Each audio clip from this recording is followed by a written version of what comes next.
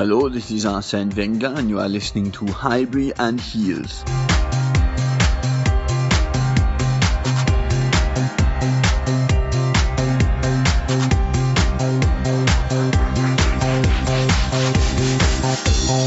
Welcome to the season-ending episode of Highbury Heels. Perhaps a couple of weeks late, but we have saved the best till last. Or have we? Who knows? But anyway, better late than never. Joining me today, as always, is my partner in crime, Amanda, hashtag, aka at Princess Guna 1969. Welcome to the show. Thank you, my darling. Hello, and how are you? I'm good. I actually shouldn't be speaking French anymore. We're all going to have to brush up on our Spanish, aren't we, really? Yeah. This is... Hola. Hola. Hola. It's just... Oh, yeah. Hola. There Hola. you go. Enough of the H. It's so funny because just before we came on air, we were trying to connect and Amanda's like, hold on a second. I just need to close down some of my appliances. And in true Amanda fashion, and Seema will appreciate this because it took me right back to the Norton antivirus conversation. And I'm like, do you mean applications? She goes, oh yeah, that's exactly what I meant. So have your appliances closed down and is everything hunky dory over there, Amanda? You rebooted. It's your end in stupid La La Land, okay? My appliances are shut down. Just too funny. Well, it's just us today. No guests. We're wrapping up the end of the season. And what a season it has been, ladies and gentlemen. I think we can all agree it's a season that we'd all like to forget. But yet a season that's very poignant in the history of Arsenal Football Club. I like to call it a season Horribilis, which ended in the exit of our esteemed manager, the man who gave us some of the greatest football memories of our lives, Mr. Arsene Wenger, and we all wish him well. We all hope that he goes on to pastures new. I've heard that he likes walking in the grass with his feet, Amanda, which I'm sure he's been doing a lot of that lately. I think he was in Turkey having dinner with David Dean. He seems to be enjoying his time off right now, but looks like he could be going to one of the biggest jobs in the world, and that's Real Madrid. I'm speechless. I just speechless. Good luck to him, whatever he chooses to do. You know what? We only wish him well, don't we? 100% wish him well. But we have a new man in charge. We do have a new man in charge, and let us talk about this man for just a little bit. Mr. Unai Emery, welcome to Arsenal. We've all sent welcome messages. We've been going at it at Twitter for the last couple of weeks since the announcement was made. For some fans, this kind of came out of the blue. I think the club, were definitely hunting after Allegri. I think he's one of the guys they had wanted for a while. There was rumours about Jurgen Klopp's number 2 potentially becoming our new manager. But here we are, Unai Emery, who has managed at the highest level and has proved that he can win, Amanda. He's managed players like David Silva, Mbappe, Neymar, Koke, Gamero, Draxler. He's won the Europa League 3 years on the trot. A trophy we failed to win this season under Mr. Wenger. What are your initial thoughts on Unai? I don't like everyone's calling him Dick, because of the old... Was there a crash back there? No, sorry, it was my chair. That was my fault. Sorry. Oh. I've decided to become a bit more professional. I'm sitting up thinking about Unai Emery. I thought of Dick Emery straight away because it's our age, isn't it? Yeah, totally. Look, I say what I said on the last pod about Mikel Arteta, about Allegri, about Emery, about anybody, yeah? We know anyone can talk a very good game. Let's start the season and see how we get on. What I will say is for the first time in many years, I'm very excited about the new season. And when I renewed my season ticket, for the first time I thought, yes, it's renewed. I've not felt like that in 4, 5, 6 years. So it's a long time when you pay out a lot of money. Yes, I don't go to every away game, but I go to a few and I've spent fortunes on weekends away and stuff. But this time I'm going to be really excited. I'm not going to go to Anfield fearing dread. I'm not going to go to United thinking we can't do this. I now have this I love this word, renewed optimism. That's my words. That's two words.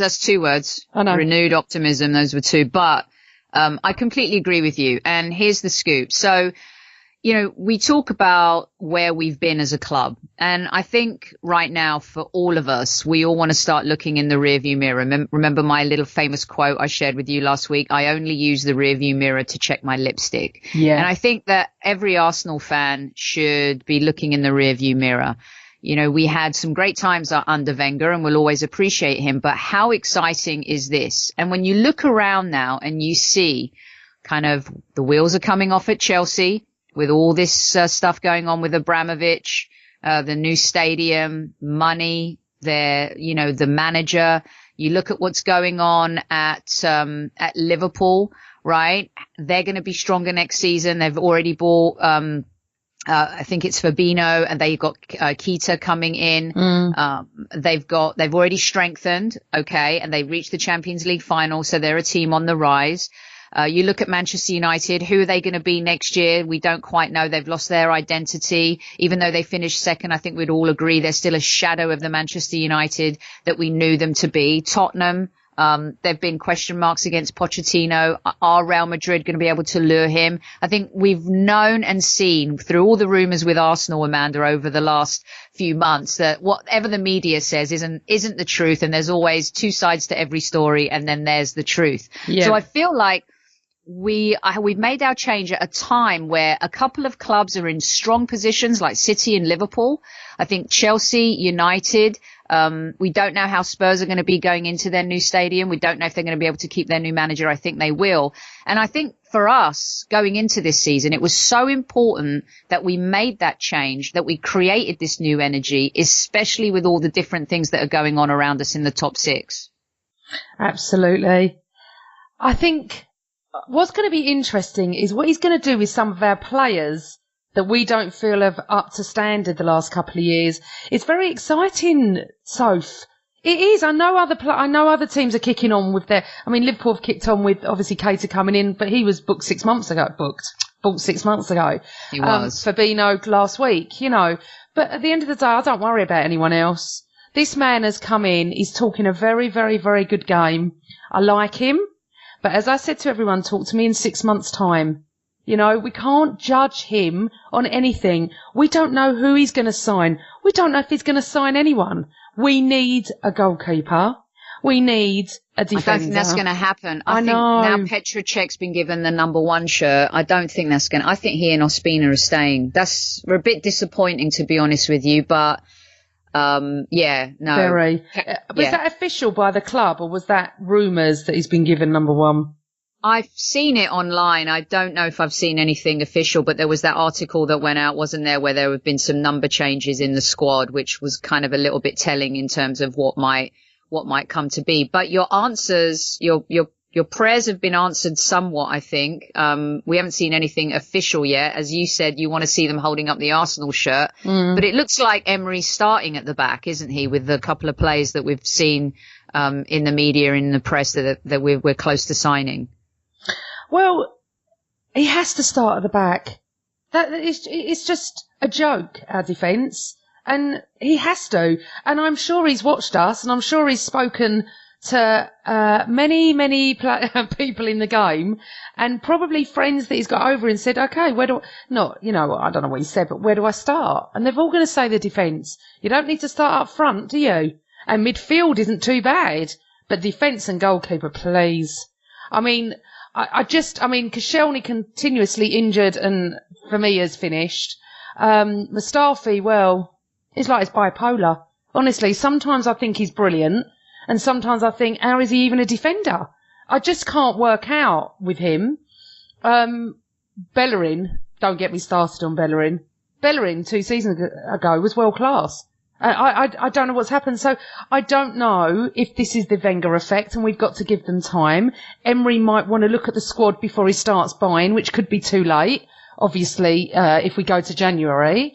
This year, as much as last year everyone wrote off, we did get to the semi-finals of the Europa Cup. Next year, this next season, we could be, it could be like testing and seeing and just having a general look at what he needs. I agree with you that we don't know if players regress because of the lack of coaching at Arsenal. So I agree with you on that. And I think that's a really great point, because when you see how some of these players have performed at international level for their countries, which some of them are surrounded by better players though. But I agree with you. I think there needs to be a full account and an assessment. It's like, the accountants coming in and looking at the books, right? Would Mustafi perform better under Emery? For me, I feel like some players are kind of done. I think Koscielny at Arsenal is done. I don't know. We can't rely on him as captain, and we can't rely on him to be fit. And so I do like the way they've started to look at the defence, like with Sokratis Papastadopoulos. I really hope. Right, hold on. What'd you say? Sokratis Papastadopoulos. Easy for you to say. I mean, he is that kind of player that Arsenal haven't had probably since Keown, Adams and Bold. He's got a little bit of the naughty, right? He's, I'm not saying he's a dirty player, but he's not afraid to get stuck in. I think he's a really good distributor of the ball. He's had a great career at Dortmund. He's one of the staples of the Greek national team at the back. And I think that, he's been identified again, by the group that I think are absolutely the nucleus behind all of this change. And that's Sven Mislintat and his team. Look at what they're doing, Amanda. It's not just about, looking and assessing the players and transfers. They're kind of not changing the culture of the club, but they're doing what the club needed, aren't they? They're getting the broom out a little bit, and they're being ruthless, and they're making all these backroom changes. And Emery's been given carte blanche to bring in the team that he wants. Not quite sure where Bold and Lehmann will end up, but I don't care, because they didn't do a great job when they were there. So I'm all for this, what Sven and his team are doing. And with all of his Dortmund knowledge, look what he's done. They're making a change, Amanda, but what are they doing? They're bringing players together that have played with each other before. Mkhitaryan, Aubameyang, Papastadopoulos. They're not doing anything too drastic. So it's kind of one of those stark changes where you're really afraid about how everything's going to gel and kick off when the new season starts. Yeah. And that could be to our detriment, couldn't it? Because we could fall further and further behind. I think most people have written off this season. I think most people will give him a whole season and then probably get on his backs next season. I won't. But I do feel that it's fresh blood, and I'm quite happy he's there, to be honest. And I said the same about Arteta and Allegri. I didn't even know Emery was even in the running. So I would never say that I did. I thought it was Arteta, or I was hoping for Allegri, of course, because of his reputation and who he is. But Emery could be brilliant. And to be honest, Arsenal never do that, do they? They never go for the top-class managers. Honestly, I tell this story all the time. When Wenger was appointed, we all stood outside Highbury and went, who the is Arsene Wenger? Couldn't even say his name properly. And we all wanted Johan Cruyff. And actually, fun enough, they wrote that this week in the paper. We were devastated that Cruyff didn't come. So we don't know much, do we? And look what happened. No, we don't. So, but after he won the 3 Europa Leagues, he was one of the most sought-after managers in Europe. Okay, I don't care what anybody says. To win a European trophy is hard enough, but to do it 3 years on the trot, that is really difficult. Now, is he someone who can maybe immediately elevate us in Europe? Yes. Is he going to get us back into the top 4? I don't know. He's never managed in the Premier League before. Managing in the Europa League, we know that he's got that pedigree. And let's not forget, in the Europa League final in 2016, we do remember what Emery did to Jurgen Klopp's Liverpool, right? I mean, they smashed them, and they weren't doing particularly well in that first half. But the only thing that worries me is 2 things. The collapse against Barcelona in the Champions League. That I felt like he was overwhelmed a little bit. And there were issues going on at PSG that are now coming to fruition, i.e. it's Neymar's club. He dictates everything. And for the first time in Emery's career, he kind of had to default to a player. And I don't think that was anything that he was used to. And he kind of took that mantle on of knowing his position and understanding what his role was at PSG. A very difficult place, I think, for him to have managed. And then his time in Russia was a disaster. But you could argue, cultural difference, that league is completely different to most leagues in Europe. But then you look at what he did do in Spain, and he's got this really good relationship with Pep Guardiola. Pep Guardiola really respects him too. He seems to be a manager that people respect. And here's what I love, and I would like your feedback on. He's got passion on the touchline. Maybe, we don't know yet, but maybe we found our Jurgen Klopp. Maybe we found our Antonio Conte, someone who's below the age of 50, that has got the young contemporary mindset of the game, somebody who also can manage tactics to players as opposed to always having to manage players to tactics. And I think those are the things that we're going to find out very early on in the season. But in terms of what Arsenal fans have been asking for, this is it. And they all need to get behind this guy and not rag on him if we don't start off very well in the season. And I fear some people will. But your thoughts on some of those comments, especially with regards to having the younger manager that's going to show some passion on the sidelines, if it's well directed, of course. Can't wait. I can't wait not to have subs at 69 minutes. I can't wait to see him go nuts at the players. I can't wait for him to jump up and down. Honestly, I'm like a kid at Christmas. I can't wait. We have been stagnated for so many years. I think that's the right word. It just bored. Honestly, in all my history of going to Arsenal, I fell asleep at one match, I think. Crystal Palace last year. Never done it before in my life. Nothing to do with being old. I was just so bored. Bored. And I just sort of closed my eyes and I thought, oh my God, what am I doing? And then it became a chore going now. It's not now. I don't know who he's bringing in his right-hand man. I don't know what's going on. And no one does. And it's quite good. It's going to be all surprises. And we don't know who he's going to sign. We just don't know. So I'm very excited about seeing this man have some passion. Yeah, definitely. And, we've been connected to Lichtsteiner as well. And actually, Lichtsteiner was a player that I wanted at Arsenal about 4 or 5 years ago. But what I do like and what that's indicative of is that this manager and this new team behind the scenes aren't afraid to sign aging players. Now, if Lichtsteiner can come in and send a rocket up Bellerin's arse and be that type of player that brings in a winning mentality, having won everything in Italy, with Juventus, I think that, that is a good thing. He's been a little bit injured over the last couple of seasons, but again, we're bringing in experience. And I think that's what this team needs. So let's talk a little bit about our team. This is a mini wrap end of season. You're listening to Highbury Heels with Amanda, Princess Guna and Sophie, the soccer diva. We're excited about the World Cup coming too. Just a little wrap here on the Gunners because we're going to be talking a lot about Arsenal over the summer and we want to get stuck into stuff when we really know what's going on, right? So here's a couple of things for you, Amanda, in terms of stories that have been brewing over the last couple of weeks. If he's not going to Crystal Palace, he's going to West Ham. Do you think Emery's identified that Jack Wilshere isn't part of this team? Do you see Jack going? Pellegrini's been talking about him in the press a little bit. He's been sending kind of interesting social media stuff as well. Jack's side being disappointed he didn't make the World Cup team. I think he's feeling a little jaded. Your thoughts on Jack? Oh, I'd be so upset if he left. I think under a new manager he might flourish. I don't want him to go. Sorry, I really don't. What do you think? Is that more nostalgia? Okay, so here's the scoop.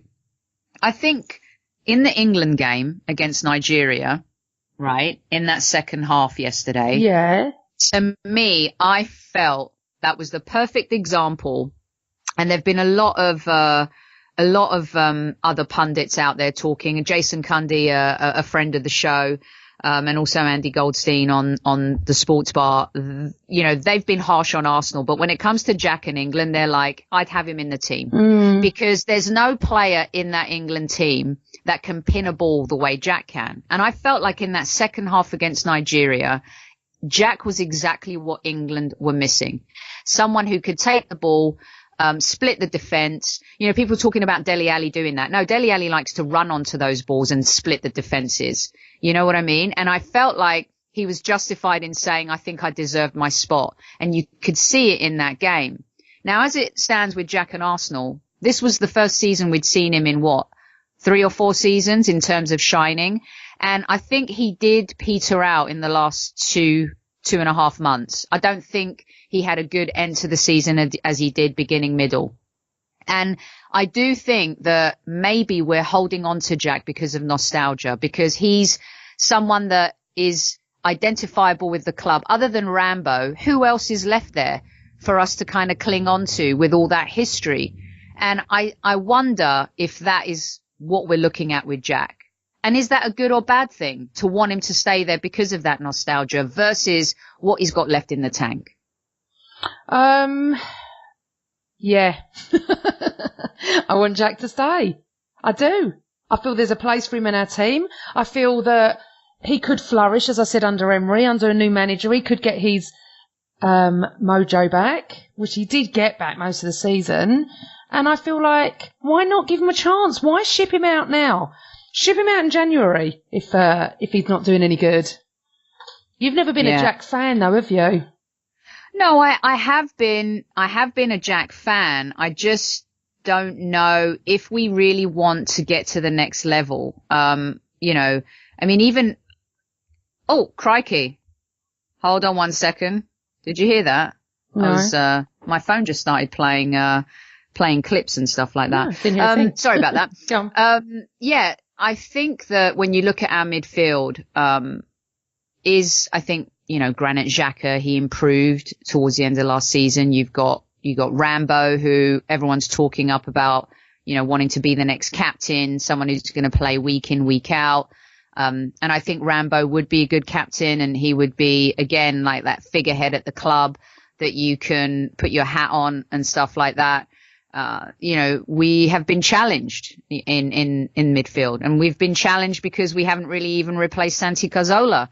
And I would love if we signed Siri from, you know, Liga, because I think he's exactly the type of guy who would make a perfect replacement for Santi Cazorla. So I think our midfield and defence is where we need the most work and stuff like that. So I don't know if Jack fits in to the future of Arsenal in terms of what we really want to achieve and where we really want to go. Has he kind of passed his sell-by date a little bit, and can you really rely on him? And I think those are the question marks that still come up with him. And is he too much of a disruptor? Like, you know, when he gets stuck in and he acts like Mr. Arsenal, we've talked about it on the podcast throughout the season, kind of just trying to validate that he's the man and stuff like that. I don't know. I don't know if I buy into that anymore. I think we have to wait and see, but I also think it depends who he brings in, doesn't it? If he brings someone in to replace Jack, I think most people would not be unhappy that he goes. Do you understand what I mean by that? It does depend who he brings in, that's for sure. Yeah. It'll just be interesting to see what's going to happen in the next few months. It really is. Well, look, I think we've got some exciting stuff in terms of Lacazette, Aubameyang, Mkhitaryan. Those 3 players together, I'm very excited about. I'm interested to see what kind of Mesut Ozil we get back after the World Cup. I think he'll shine at the World Cup because he's surrounded by world-class players. Germany could well win it again. You know, I think he needs to buck up his ideas, because I think in order for those 3 players to also be effective and prolific, Mesut really needs to show up more. Do you not agree? 350 grand a week. We've talked about this a little bit before, but are you not expecting a little bit more from Mesut next season to kind of make that, you know, that Fab Four, if you like, our Fab Four, comparable to Liverpool's, and some of the other, you know, Manchester City players that we see, be a bit more involved and effective in big games and small games too? I'm expecting Mesut Ozil to do what Mesut Ozil does best and play football. And I'm expecting that Emery will get the best out of him, who he provides around him. And let's wait and see. And if he does tailor off, and he does, you know, not what we want him to do and what we know he can do, then he's there for the money. Okay, so, and no one else wants him, but I don't have that opinion of him, you know that. I don't think that we're sitting here going, well, let's hope Lacazette does it because he earns 120 grand. It's the money. It always refers back to that, doesn't it? You look at Sanchez, that he went for, what's he on, 500, 550, whatever it is, right? He is, I wouldn't say despised by United fans, but he's not loved by them. He's there for the money.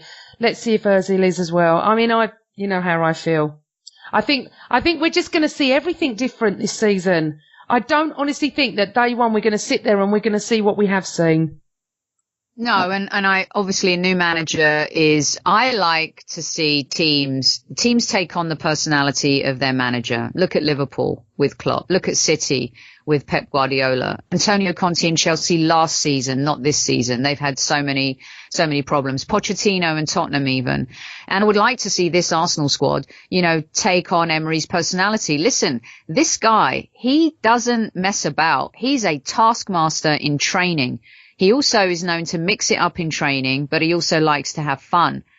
And he's going to train those guys. They've had it easy for the last few years. They do not know what's about to hit them. And I love this. I want him to mix it up. And if you don't like it, you can bugger off, because there are plenty of players in that team that need to buck up their ideas. Ozil is one, Bellerin, Chambers, even like young players like Chambers and Holding. I'll give them a bit of a pass, maybe Holding, but not Chambers.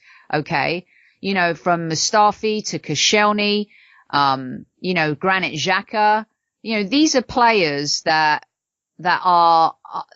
if he sold them and he replaced them with, great players, like-minded players, better, more quality, kind of a winning mentality, more experience, I wouldn't bat an eyelid, honestly.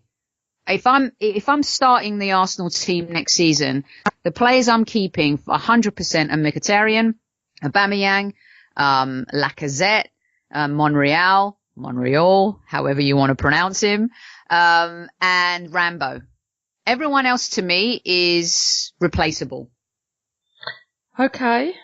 It's going to be interesting, isn't it? It's going to be interesting to see what he does. I think, I'm really interested. I'm hoping Ramsey signs. I want Ramsey to stay. I want Ramsey to be captain. That's what I would like. I'm excited. It's really hard to do a podcast talking about this, because when we have Wenger in each year, we would know what was going to go on. We would be talking about last minute deadline. We would be talking about we need a goalkeeper. We'd be talking about all this, but we're not now. We don't know what's going to happen. We don't know how he works. He might not buy anyone, or he might buy 3 or 4 players. So it's going to be interesting as the summer goes on. And as the summer does go on, just to let everyone know that I'm going to be doing a few different podcasts through the summer, because as we know, Soph finds it hard with the time difference and work and stuff. So I'm going to be really up for discussing lots of different things with different podcasts. We're going to have different guests on. Hopefully Kevin Campbell will join us. And we're going to be discussing the World Cup. And as each week goes past, we might have signed a player so we can talk about it. Yeah, definitely. And I actually am going to be in Russia. Wow. I'm going to for the Brazil-Costa Rica game in St. Petersburg. So I'll be at that game in a couple of weeks. I think it's on Friday the 23rd. So if we can, we'll Skype each other and try and do a little podcast or something. Definitely. Or you can put something on your YouTube or so people can see. The World Cup's going to be phenomenal. I love it. I absolutely love the World Cup. Not particularly watching England, I'm afraid, but I love watching I love watching them all. I love watching Nigeria. I love watching all of them. It's just Germany, France. I love it all. It should be good. I mean, There's some great players. There's some really good matchups in these early group stages. There's always going to be that surprise team, the Cinderella team, which is just amazing to watch. And to kind of see Brazil play at a World Cup. I've seen them play Copa America, but to see them at a World Cup, that's going to be pretty sexy stuff. And Neymar bouncing back right away today. I don't know what the score is in that game, but he already kind of, in his first game back, he's already scoring goals and stuff. So it should be really interesting. And we're going to be bringing you content throughout. And we're going to have another great season next year. As we said on a previous show, we might be coming out under a new banner. We're trying to resolve some bits and bobs behind the scenes on our end here. We always like to be authentic and transparent with everyone that listens to the show. You guys have been tremendously supportive. We've built something very, very special, and we couldn't have done it without you. And so next season, we're going to have lots of different interesting angles and guests doing shows from, a variety of different spots and places, with some really interesting people from football and sometimes not from football, but who are football fans. So stay tuned for all of that. An announcement will be coming in the next couple of weeks. And as Amanda said, there'll be lots of World Cup content coming your way with some really fun people who are Arsenal related and also not Arsenal related. Exactly. Rightio?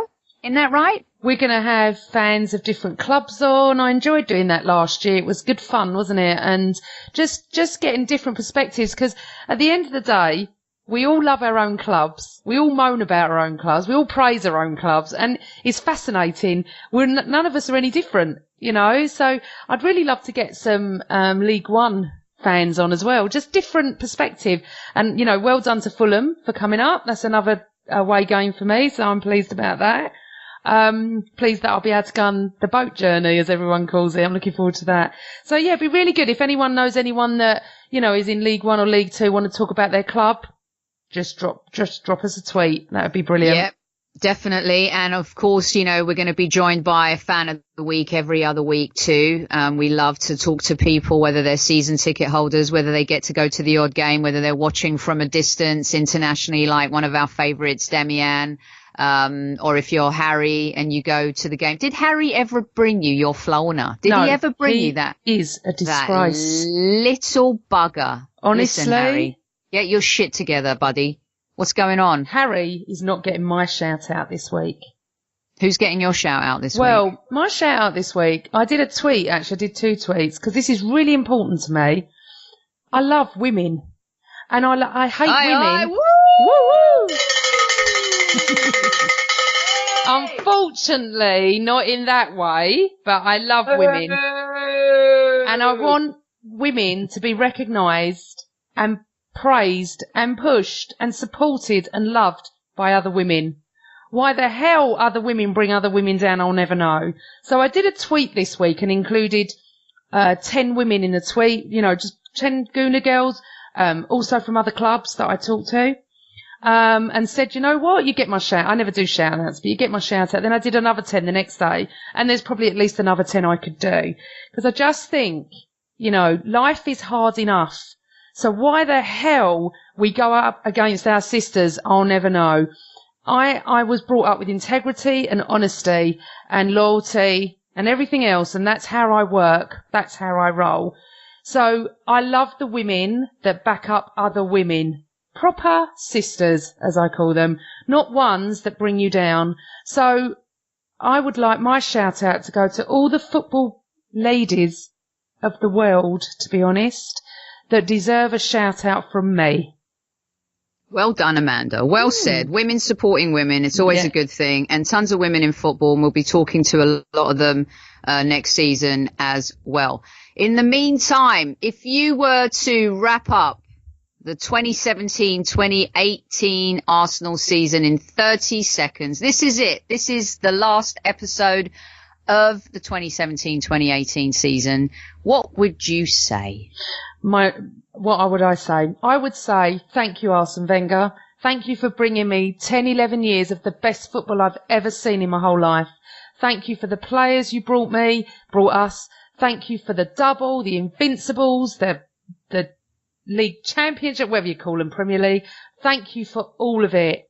It's a shame you stayed a bit too long. I wish you well. I want you to only have good in your life, because I know the last game of the season must have hurt you dearly, going on that pitch and saying goodbye. It hurt me to watch it. Unfortunately, as everyone knows, I wasn't there, but least you've left, and now live your life. And now it's time for Arsenal to move on with the new Mr. Emery and the new excitement that will come to the Emirates. Well, and that wasn't even planned. No, it wasn't. Just did that off the cuff. And look, it's been, as I said at the beginning of the show, it's been topsy-turvy, but we are the Arsenal, all right? We've got history, pedigree, We need to bring our winning culture in the Premier League back. We know we can do it in the FA Cup, but it would be lovely to do it in the Premier League, and it would be wonderful to do it in Europe. This manager could be the one that takes us there. And if he's not, we will find someone who'll do that for us. Let's hope we don't end up like Manchester United and how Liverpool were in their wilderness years. Let's hope we can bounce back right away, get Champions League football, because as much as we enjoyed our little run in Europa League, seeing new cities around Europe, I think we all would love to hear that. These are the champions, which, by the way, has become one of the most popular walking down the aisle pieces of music for weddings. Amanda, did you know that? I love that. Yeah, no, I think the Europa League anthem is a little bit more dramatic. I like it. Well, we're back in it next year, and I look forward to it again.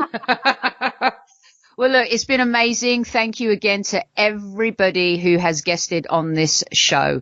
From all of the wonderful guests, every single member of the Highbury and Heels squad brought to the table. Big, small, medium-sized. Absolutely smashed it.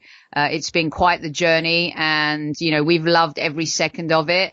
The last few weeks haven't been the easiest, but I tell you something, next season is going to be an absolute, wonderful, wonderful season for so many reasons, that we've said. So listen, enjoy your summer, enjoy the World Cup. I hope that you have a safe summer, a fun summer, get your tan going, enjoy some cocktails. If you don't drink, then, enjoy whatever it is that you do, and always be safe. And thanks again to everybody who has supported this podcast over the last year. We're very grateful to each and every one of you. And as always, Amanda, what say you? Well, before I what say you, which is what I always say, is I'd like to ditto what you've said, and also say thank you to you, because without you, a lot of this wouldn't even be happening. And yes, it has been a bit tough, but we're going to be back, me and you, podcast sisters. And you know what? Always Arsenal. Hey, I'm Jules Breach. Hi, I'm Adrian Chiles. Hi, I'm Jason Candy. Hi, my name's Lee Dixon. I'm Alan Smith. Hi, I'm Ryan Giggs. Hello, I'm Matt Lucas. Hi, I'm Andrew from Arsblog. I'm Gary Lineker, and you're listening to Highbury and Heels.